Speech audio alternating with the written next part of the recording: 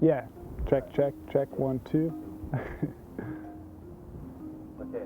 Yeah, so my name's Adam Bloomer. I grew up here in Half Moon Bay, and I'm 23 years old.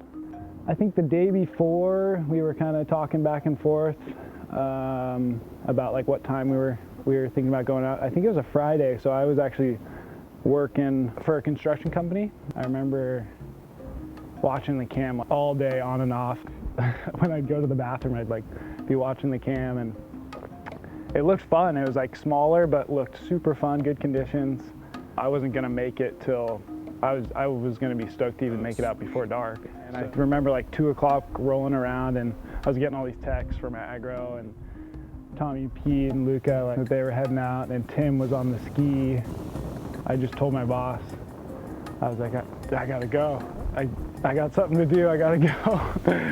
When all your friends are out there and everyone's kind of hooting each other on, it's like hard to just sit there at work and just be so bummed. So luckily it was a Friday, everyone was kind of in good spirits at work, so I just hopped out of there and raced on home. Tommy had told me that he had one of Luca's boards with him, and I was like, oh, I'll give that a shot. Like, it was just kind of looked like a small day, I'll just try a new board, and it was going to be faster than picking up the board I would usually use at my house. So I kind of just raced a lot, threw everything on, grabbed this board I'd never ridden. It felt all right under my arm. It's Luca's board, and I'm 6'6", and Luca's not as tall as I am. And I was like, oh, I'll just go out anyway. And that's where it all began. I kind of felt just off right when I laid down on the board in the channel and started paddling. I was like, this feels super weird. I caught one little left, and again, the board just felt kind of off. It was starting to get dark or close to dark, and I remember just thinking, okay, like it's been fun out here. We're all having a good time laughing and watching all my friends get sick ones. I remember Tommy getting a good one, Luca getting a good one, Hunter was just going nuts.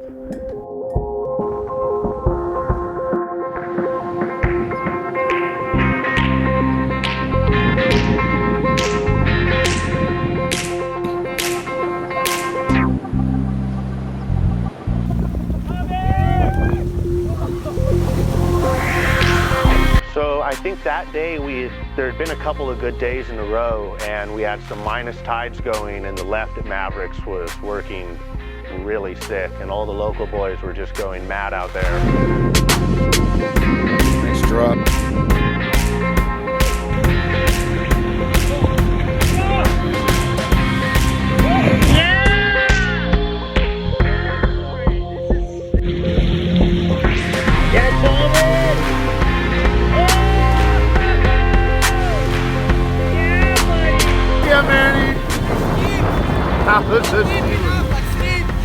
That was a mean one, brother.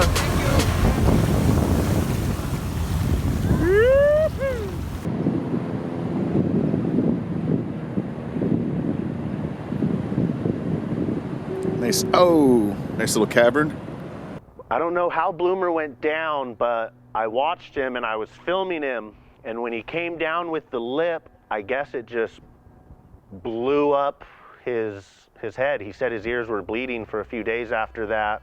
This right swing around and stood up pretty tall like last minute. I remember kind of just turning around and, all right, I'm gonna get this one and go in.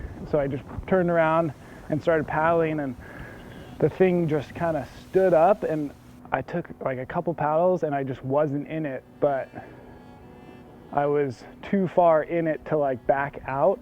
So I just went for it and kind of stood up, and the thing just jacked, and there was no way I was making it. Right away was just like, oh, this is gonna be a gnarly one, and just went over the falls, kind of jumped off my board and tried to pencil dive and thought maybe I'd penetrate and not get sucked over, but just penetrated and instantly got sucked over, like full on like suck over. And I remember being in the air, like getting sucked over for so long. It felt like so long that like I could I could think about how long I was in the air. And I remember thinking like, man, I'm still going over the falls. I haven't hit yet. And then bam, ragdolled, flipped like 3 or 4 flips. And I remember feeling like I was just going so deep, like not the usual kind of just getting ragdolled and going with the whitewater and staying with it. I remember it pushing me super deep. Then I felt both my eardrums go, and it sounded wild. It was like 2 fireworks going off at the same time, just like pew. Like a piccolo beat? Yeah, exactly. Exactly, like 4th of July Piccolo Pete. I didn't realize how deep I was, but I was under for a good amount of time, and we kind of trained to not use the vest unless you like really feel like you have to. And I was under for a good amount of time, and so I remember just squirming, kind of getting the really low on breath, like started getting the type of deal. What I saw when I went in to pick him up was that he had been down for way too long and his board wasn't tombstoning. I was just about to jump in and grab his leash and pull him up when his back broke the surface of the water, and I could tell that something was wrong because he was still swimming down. It was almost like he was unconsciously swimming. Like he was still moving, but in a real labored kind of way, and the fact that he was still facing down, I knew that something was majorly wrong. And luckily shouting at him, and I grabbed onto his shoulder, and that's when he figured out that I was there. Right as he surfaced, it was about to be a 2-wave hold down.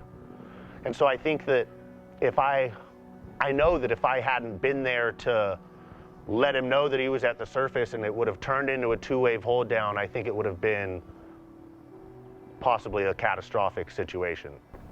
Yeah, it got, like, I'll be honest, it got kind of dark for a second. I started having like a little bit of some bad thoughts, some dark thoughts, and I hate to admit it, but I think I like fully blacked out, because there's a point where I had those thoughts, and then there's a point where I don't remember anything, and then I remember opening up and I'm at the surface. So there was definitely a point where I don't know what it was, someone looking out for me, but maybe it was Malcolm. But there was a point that I have no recollection of after having those thoughts, and I just came up and I was totally thrown off, came up and like everything was spinning. Drake was there on the ski and he's yelling like, grab on, just grab on. I couldn't grab on to the back of to the sled because he was spinning, like literally the sky and the ocean are spinning vertically, going whew, whew, whew. If you talk to Drake, he'll tell you that like I was trying to swim back down, which is super scary when he told me that. Once I got him onto the ski and I was assessing him to see what had actually happened and whether or not he had hit his head or hurt his spine, we figured out that he had burst his eardrums from the pressure of the water and definitely concussed himself.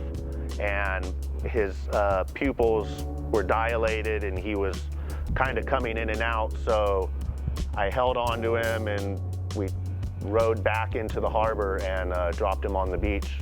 And he's an animal. He said he went to work and both his ears were bleeding for 3 days after. Drake, if Drake wasn't there, I don't know what would have happened. I hate thinking about it. Got home and I was like, I think I should probably go to the ER. So I went to the ER and like I've broken quite a few bones, and this pain was way worse than any bone I ever broke. So yeah, they looked in both my ears and said, you know, you blew both your eardrums pretty bad. They gave me some antibiotics, and for like 2 weeks I had cotton balls in my ears and they were still bleeding and pussing out stuff. For like 2 weeks I was walking around and just having to switch out cotton balls with like blood coming out of them.